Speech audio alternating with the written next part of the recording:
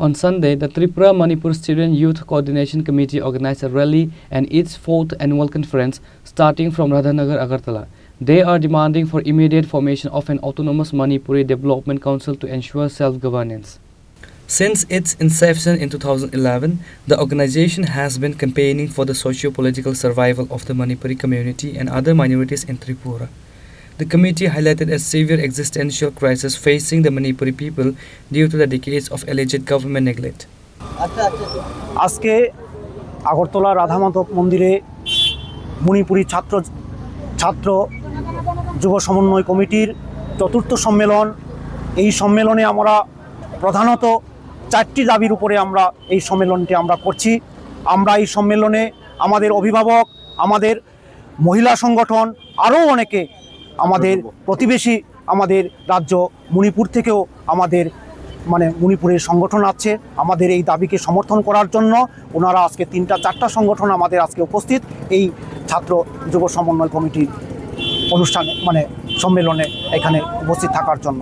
এবং প্রথম দাবিটি হচ্ছে এখানে মণিপুরীদের জন্য অটোনোমাস ডেভেলপমেন্ট কাউন্সিল আমাদের দাবি, 1 নম্বর দাবি। দ্বিতীয় দাবি হচ্ছে ভাষার স্বীকৃতি। 347-এর ক ধারা অনুযায়ী আমাদের এই বিধানসভা ভিত্তিক সংবিধানের বিধি অনুযায়ী আমাদের স্বীকৃতি এবং আমাদের বিষয় শিক্ষক আমাদের মণিপুরীদের জন্য আমরা দাবি করে আসছি। এই সম্মেলনেও আমরা এই দাবিকে আমরা আগে নিয়ে যাব।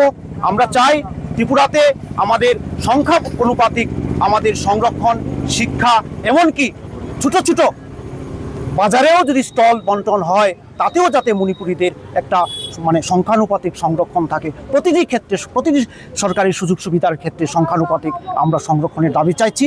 আমরা চাইছি ওবিসি সংরক্ষণের মধ্যেও মণিপুরীদের জন্য আলাদাভাবে রিজার্ভেশন, উইথিন রিজার্ভেশন আমরা চাইছি। আমরা অতি সংখ্যালঘু এবং আমরা অনেক দিন ধরে রাজ্যে আমাদের মাতৃভাষার শিক্ষার সুযোগ থেকে বঞ্চিত। আমরা আমাদের সংস্কৃতি এবং আজকের আর্থসামাজিক অবস্থা খুবই খারাপ। আমরা চাই সরকারের সাংবিধানিক বিধানের মধ্যে আমাদের সুরক্ষিত করার জন্য একটা ব্যবস্থা নেওক।